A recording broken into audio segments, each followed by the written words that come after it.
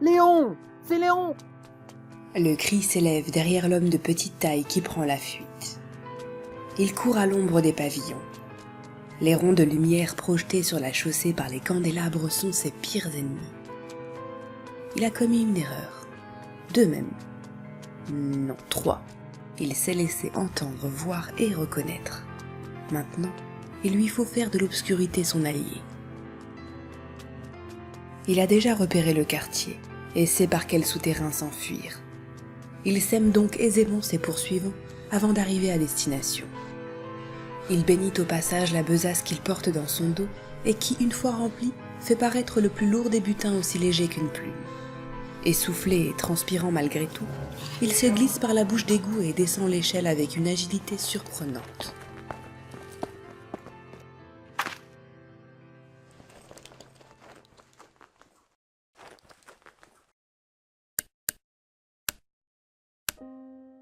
Il décroche la lampe torche à sa taille, la place entre ses dents et attrape un plan au fond de sa poche. Une grosse croix marquée au feutre noir indique l'emplacement d'un trésor, le sien. C'est sa réserve, sa caverne. Toutes ses rapines y sont entreposées. Entre chaque maison, elle est le passage obligé pour se décharger en vue d'une prochaine victime. Il s'y dirige au pas de course. Cette nuit est longue mais précieuse. Elle est la seule de l'année à lui permettre d'œuvrer en si grande impunité. Là, sous la ville, à son point le plus central, est disposée une multitude d'objets en tout genre. Ils ont pour point commun d'avoir été acquis sans mérite. Bijoux, médailles, costumes, caviar, voitures. Oui, même une voiture avait fini ici, et personne, pas même le maître des lieux, n'était en mesure de l'expliquer. Cette fois, il rapporte un cheval sculpté dans le marbre, une pièce d'excellente facture trouvée entre des murs trop froids et un plafond trop haut pour appartenir à quelqu'un de respectable. Il le range au hasard, puis sort à nouveau sa carte pour connaître sa prochaine cible. Il s'agit de la propriété d'un bûcheron qui dissimule chez lui le fruit de son braconnage. Il s'apprête à vendre une essence particulièrement rare. Aussi le colis doit-il disparaître avant l'aube. Il se remet en route, la foule est légère, le faisceau de la lampe dirigé devant lui pour éviter les embûches. La sortie n'est pas très loin. Le temps de croiser 2 rats et le voilà déjà à gravir l'échelle. Elle donne sur le fond d'un jardin. Il se glisse sur l'herbe, accroupi, et referme l'accès.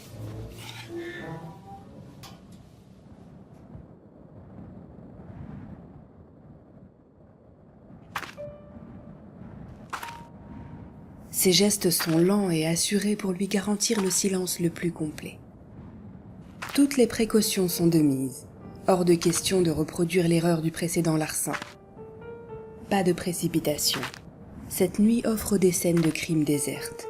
Il ne tient qu'à lui de se faire invisible. Un peu plus loin, des volets tressautent sous l'effet du vent. Il se place à leur aplomb, les pas amortis par la terre meuble. Après un rapide coup d'œil par-dessus son épaule, il se redresse pour glisser un crochet entre les vantaux. Un geste habile du poignet lui permet de venir à bout de ce premier obstacle. Il répète l'opération sur la fenêtre jusqu'à passer ses doigts sous le bois. Il la lève ensuite avec une extrême lenteur, juste assez pour s'y faufiler sans faire grincer l'huisserie. Il retombe tout en souplesse de l'autre côté et s'immobilise le temps de s'assurer que sa présence n'éveille aucun danger. Un muscle après l'autre, il se remet en mouvement, s'interdisant encore de respirer pendant qu'il referme la fenêtre. Tout à coup, un souffle le fait se retourner. À l'extrémité de la pièce, au pied d'une cheminée, un garçon affolé, balbutiant dans son sommeil, croit entendre le vent faire claquer les volets. L'enfant n'est pas censé se trouver là. Soit, il est trop tard pour reculer. Il ne reste plus qu'à redoubler de prudence et espérer qu'il ait le sommeil profond. Tous deux se trouvent dans un salon vaste mais austère. D'un côté, une petite table débarrassée, pas même assez grande pour y asseoir une mère et son fils. De l'autre, un butin des plus précieux pour qui veut marquer les esprits. L'intrus avance, ombre parmi les ombres. Seuls ses pas le trahissent sur le parquet. Autour de l'objet qu'il convoite se dresse une forêt de conifères de tailles et de formes diverses. Aussi la collision s'évite-t-elle souvent au prix d'une latte qui craque. Il s'arrête enfin et pose au sol grand ouvert le sac qu'il porte dans son dos. Devant lui se trouve un gigantesque paquet tout enveloppé de papier cadeau.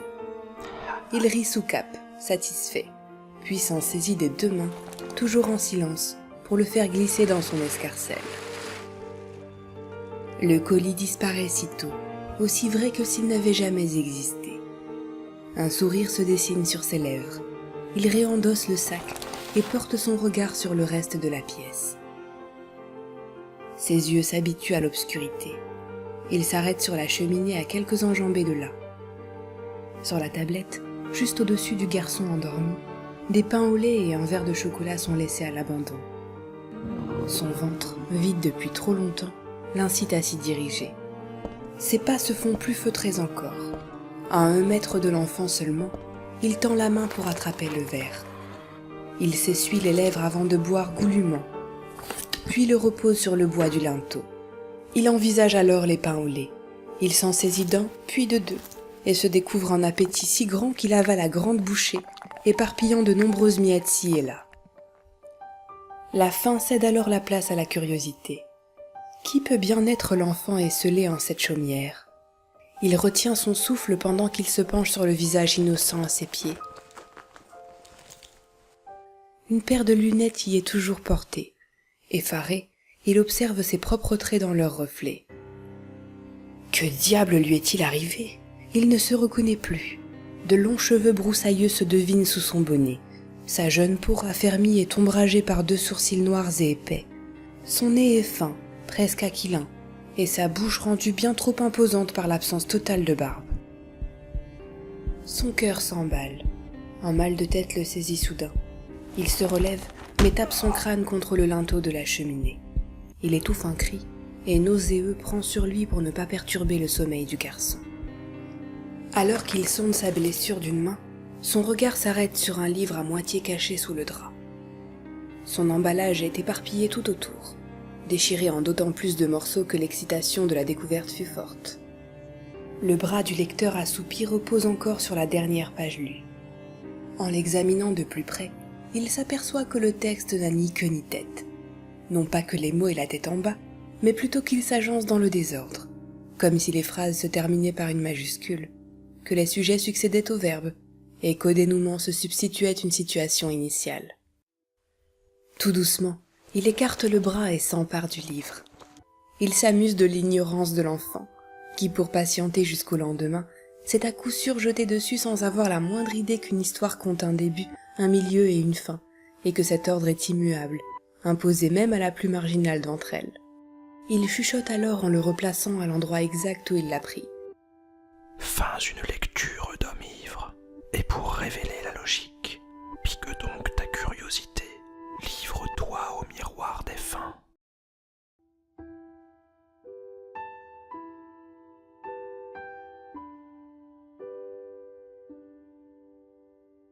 L'homme de grande taille se relève au pied de l'âtre, ravi, en exprimant sa joie dans un souffle d'allégresse. Il se concentre sur l'enfant qu'il trouve à ses pieds afin de protéger son sommeil. Aussi ne voit-il pas la tablette de la cheminée qu'il tape violemment avec son crâne. La douleur le saisit, il se masse, le dos courbé, et s'arrête sur les lunettes toujours posées sur le nez du dormeur. Il y examine l'état de sa blessure dans leur reflet. Ce qu'il y voit le rassure. Il est le même que d'habitude. Son bonnet est bien en place. Pas une égratignure ne se devine sur le contour de son crâne chauve. Ses rides de douleur se fondent dans celles qui creusent déjà son visage, aussi profondes que ses sourcils sont blancs. Son gros nez inspire et expire à grandes bouffées, mais en silence. Ses lèvres épaisses se perdent dans une longue barbe que l'on croirait couverte de neige. Soulagé, il se redresse enfin de toute son imposante carrure. Quelle peut bien être l'heureuse chaumière de l'élu à ses pieds ? Il porte le regard alentour, mais l'obscurité oppressante l'empêche de voir bien loin. Il trouve donc en premier des pains au chocolat et un verre de lait disposé sur la cheminée comme s'ils attendaient sa venue. Des miettes éparses lui laissent entendre que son hôte lui-même aurait succombé à une portion de ce repas offert. Il n'en prend pas ombrage, et la curiosité laissant place à la faim, envisage les pains au chocolat. Il en prend un, puis deux. Son intérêt se porte alors naturellement sur le verre de lait qu'il avale à grande gorgée. Il s'essuie la barbe d'un revers de manche, l'estomac lourd d'une énième collation superflue. Un sourire se dessine sur ses lèvres, ses yeux s'habituent à l'obscurité. Le salon est de taille modeste, mais assez grand pour être encombré d'une foultitude d'objets. D'un côté, une grande table est dressée, prête à accueillir la famille autour d'un petit déjeuner copieux. De l'autre, s'étend un champ de mine des plus risqués pour qui veut se faire discret. Il s'y engage, invisible dans le noir. Seuls ses pas le trahissent sur le parquet. Il regarde avec une extrême attention où ses pieds se posent, car autour de l'arbre qu'il convoite se dresse une forêt de paquets de tailles et de formes diverses.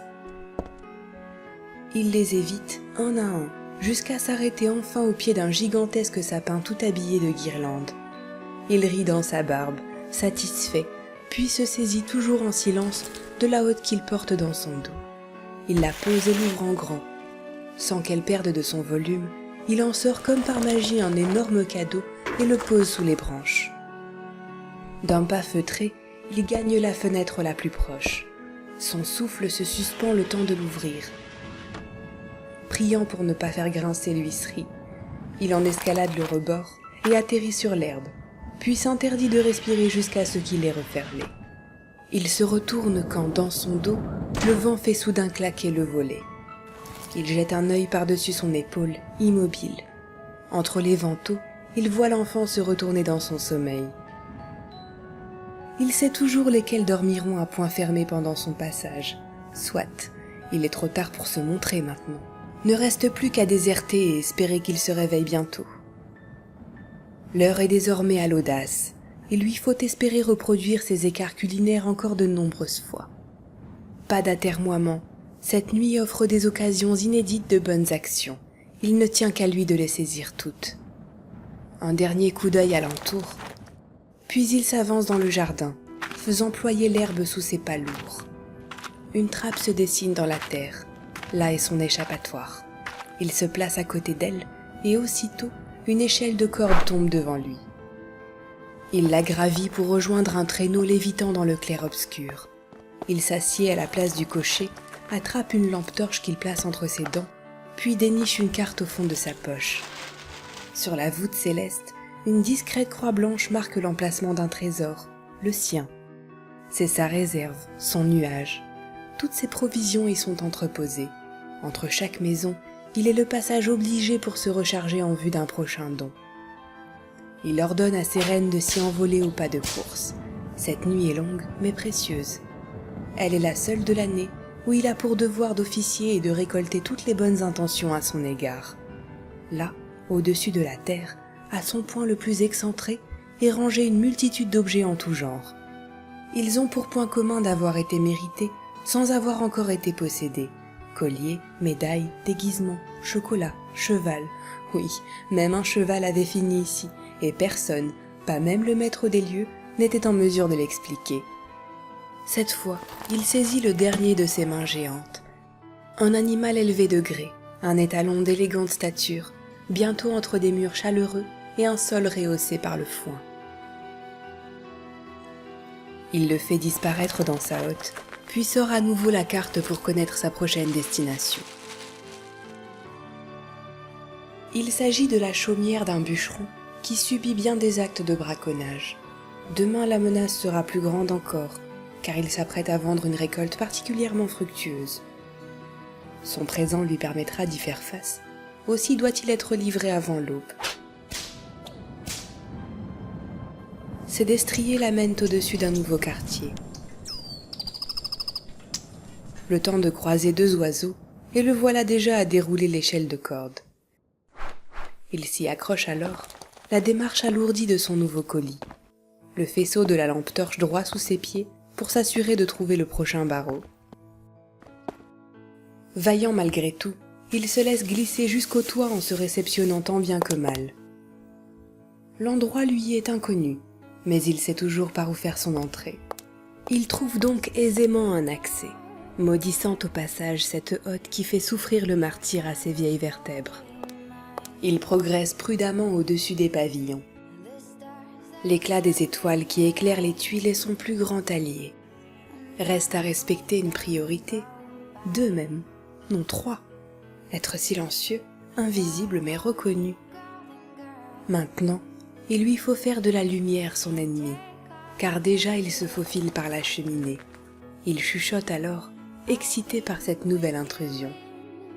Noël, c'est Noël. The world is darker than it seems, and I